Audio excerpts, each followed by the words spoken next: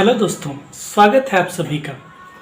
आज की जो प्रमुख खबर है वो ये है कि शिक्षा विभाग के अपर मुख्य सचिव संजय कुमार यानी कि हम लोग के प्यारे संजय सर का ट्रांसफ़र हो गया है और अब ये केंद्रीय प्रतिनियुक्ति पे यानी कि सेंट्रल डेपुटेशन पे दिल्ली जा रहे हैं। तो आज का जो हमारा टॉपिक है, आज के वीडियो में हम लोग इस बात पर चर्चा करेंगे कि आखिरकार ये कैसे थे और उनके जाने का 7वें चरण के शिक्षक नियोजन पर क्या प्रभाव पड़ेगा। इन सारी बातों को हम लोग लेकर चलेंगे। वीडियो थोड़ा लंबा हो सकता है, अंत तक आप बने रहिए।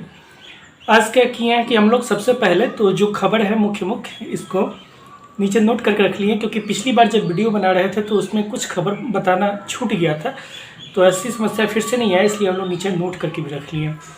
सबसे पहले तो बात है कि ये जो हमारे संजय सर हैं इनका ट्रांसफ़र हो गया है। ट्रांसफ़र होना ऐसा नहीं है कि अचानक से हुआ है, लंबे समय से ये प्रक्रिया में था, इनको जाना ही था। मेन जो मामला था, परेशान चल रहे थे बहुत दिनों से मेरिट और नॉन मेरिट के मामले में। आपके स्क्रीन पे कटिंग भी डाल देते हैं, इसको देखिए कि जब ये मामला आया था मार्च में, जब STT का रिज़ल्ट जब जारी हुआ था, उस समय एक बच्चे ने ट्वीट करके इनसे पूछा कि जो लोग क्वालिफाई हैं उन सबको क्या नौकरी पक्की हो जाएगी। इसके जवाब में इन्होंने यस कहा। आप सबको पता होगा कि बाद में ये मामला शिक्षा मंत्री के बयान के बाद 26 जून के लेटर के बाद पूरा मामला ही बदल गया और मेरिट और नॉन मेरिट को बिहार सरकार ने बराबर कर दिया। बाद में कोर्ट में भी मामला पहुंचा, लेकिन अभी हाल में जो पटना हाई कोर्ट से फैसला आया है उसने भी बिहार सरकार के फैसले पर ही मुहर लगाई। एक तरफ तो ये मामला फंसा हुआ था, दूसरा वैसे भी केंद्रीय सेंट्रल डेपुटेशन पे जाना अच्छी ही बात। नेक्स्ट जो बात है कि संजय सर के बाद कौन, कुछ लोग चर्चा कर रहे हैं कि संजय सर के बाद जो आनंद किशोर हैं बिहार बोर्ड के अध्यक्ष, इनको सचिव का जिम्मा दिया जाएगा। यह एक भ्रामक खबर है, इसमें सच्चाई नहीं हो सकती है, क्योंकि आपको बता दें कि सचिव जो होते हैं एक सीनियर IAS ऑफिसर होते हैं बहुत लंबे समय तक, जिनको कि अगर आप लोग को ये लगता है कि जिलाधिकारी जो होते हैं DM डिस्ट्रिक्ट मजिस्ट्रेट ये बहुत बड़े IAS ऑफिसर होते हैं, तो आप लोग को जान के हैरानी होगी। आज आप लोग इस बात को भी समझ लीजिए कि जो IAS होते हैं, जिन्होंने जो DM डिस्ट्रिक्ट मजिस्ट्रेट है, जो आपके ज़िले के DM होंगे, यकीन मान के चलिए कि जो लोग DM हैं ये इनको मजबूरी में ही ये DM है या फिर बहुत जूनियर है इस कारण से DM है, वरना DM ये रहना नहीं चाहते हैं। इसलिए नहीं रहना चाहते हैं क्योंकि आप इस विभाग में जितने सीनियर होते जाएंगे, जितने आप वरीय होते जाएंगे, जैसे जैसे समय बीतता जाएगा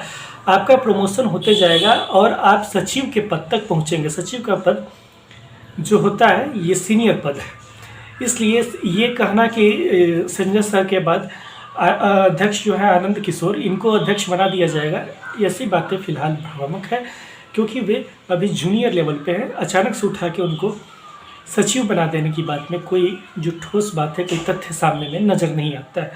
दूसरा बात है कि ये कैसे थे और इनके चले जाने से क्या प्रभाव पड़ेगा। सबसे पहली बात यह है कि कैसे थे, व्यवहार तो इनका अच्छा था, इस बात में कोई नो डाउट कि अभ्यर्थियों के लिए सुलभ थे, अभ्यर्थियों की बात भी सुनते थे, गंभीरता से सुनते थे। लेकिन अगर व्यक्तिगत रूप से पूछिए तो मुझे कुछ कम पसंद थे। इसलिए कम पसंद थे कि छठे चरण के जो शिक्षक अभ्यर्थी थे उनका तो थोड़ा बहुत भला हुआ हो तो हुआ हो, लेकिन 7वें चरण का जो शिक्षक अभ्यर्थी इंतजार कर रहे हैं उनका एक भला छोड़ दीजिए तो बाकी कोई भी भला नहीं हुआ। एक भला आप पूछेंगे क्या हुआ, ये भी समझ लीजिए।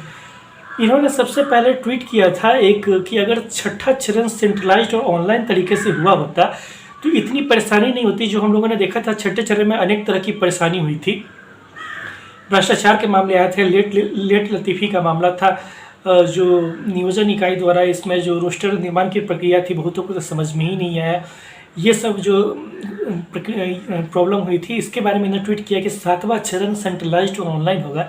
इस बात के लिए हम लोग इनकी सराहना करते हैं, क्योंकि 7वें चरण को जाते जाते भी ये एक तोहफा देके गए हैं। लेकिन 7वां चरण कब स्टार्ट होगा इसके बारे में कभी भी कोई ठोस आश्वासन नहीं दिया। और अभी जब जा रहे हैं तो आप स्क्रीन पे देखिए, जाते जाते भी लड़के इनसे ट्वीट कर रहे हैं। और आप लोग भी कम से कम जो लोग ट्विटर पे एक्टिव, इस बात को ट्वीट करके इनसे पूछे कि जाते जाते कम से कम बिहार को ये तो बता के जाएं कि 7वां चरण कब से स्टार्ट होगा। दूसरी बात है कि 7वें चरण के जो शिक्षक अभ्यर्थी हैं इनका बहुत ज़्यादा भला इसलिए नहीं हुआ क्योंकि व्यक्तिगत तौर पे रंजीत कुमार सिंह जो प्राथमिक शिक्षा निदेशक थे, आप लोग को बताते हैं जो लोग नहीं जानते हैं कि वे पहले मेरे डिस्ट्रिक्ट सीतामढ़ी के जिलाधिकारी भी थे, डिस्ट्रिक्ट मजिस्ट्रेट भी थे बहुत दिनों तक। और जब तक जिलाधिकारी थे सीतामढ़ी के तब तक इतना बढ़िया हाल था कि सीतामढ़ी के जो बच्चे थे, एक बीएड का मामला हो गया था वहाँ पे Mahatma Buddha teachers training college में, कुछ पंगा हुआ था, 17-19 बीएड का बैच था, फी का मामला था। उसमें अभ्यर्थी रात के 9 बजे भी उनके पास पहुँचे। रात के 9 बजे उन्होंने उनका पूरा मामला सुना और व्यक्तिगत रूप में सबको साथ में लेके लाव लश्कर के साथ पूरा पहुँच गया। अभ्यर्थियों के साथ जो भी उनकी तरफ से, उनके कदम से जितना संभव हो पाया उतना किए। जब प्राथमिक शिक्षा निदेशक बन के गए तो भी अगर आप लोग को याद होगा तो छठे चरण में जो शिक्षक अभ्यर्थी थे उनके लिए फ़ोन कॉल पे सुलभ रहते थे। आप लोग को याद होगा एक उनका ऑडियो क्लिप वायरल हुआ था जिसमें एक अभ्यर्थी की माँ से उन्होंने बात किया था, जिसमें उन्होंने सांत्वना दी थी कि 7वां चरण बहुत जल्द आएगा, छठा खत्म होने के तुरंत बाद हम लोग प्रयास करेंगे आएगा। लेकिन विभाग में कुछ लोग ऐसे हैं जो नहीं चाहते थे कि रंजीत कुमार सिंह अभ्यर्थियों की इतना हेल्प करें, क्योंकि भाई देखिए ईमानदार आदमी अगर रहेगा तो सीधी सी बात है कि भ्रष्टाचार का दरवाज़ा बंद होगा। तो जब अभ्यर्थी यहाँ पे फ़ोन से उनसे संपर्क करते थे, संपर्क करना उनसे ज़्यादा ही जीता। अधिकारी ऐसे ही होने चाहिए कि जो अगर कहीं आपको भ्रष्टाचार हो रहा है, बेईमानी हो रही है, तो आप ये बात अपनी उन तक आसानी से पहुंचा सकिए तो ही अच्छी बात है। लेकिन आपको बता दें रंजीत कुमार सिंह भी अभी जूनियर है, इनको भी डायरेक्ट सचिव बना पाना मुश्किल बात है, ऐसा नहीं होने वाला है। इसलिए हम लोग को भी इंतज़ार रहेगा कि नए जो शिक्षा सचिव है ये कौन होंगे। अंतिम बात है कि 7वें चरण पर संजय सर के चले जाने का क्या प्रभाव पड़ेगा। 7वें चरण पर स्पष्ट रूप से प्रभाव पड़ेगा। आप इसको ऐसे भी समझिए कि अगर आप इसको समझाने के लिए हम एक छोटा सा एग्जांपल लेते हैं। आप हम लोग शिक्षक बनना चाहते हैं, शिक्षा विभाग से जुड़े हुए हैं, इसलिए ऐसा समझिए कि अगर आपके स्कूल में कोई नए प्रिंसिपल आते हैं तो नए प्रिंसिपल आने के बाद क्या होता है कि जो नए प्रिंसिपल है वो पहले कुछ दिन पता करते हैं कि स्कूल कैसा है, कहाँ पे कितने रूम हैं, किस तरीके से चलता है, कौन शिक्षक कैसे आते हैं, कब आते हैं, स्कूल में क्या कमी है, क्या सुधारा जा सकता है, सारे चीज़ का वो ब्यौरा लेते हैं। तो इसमें उनको समय लगता है।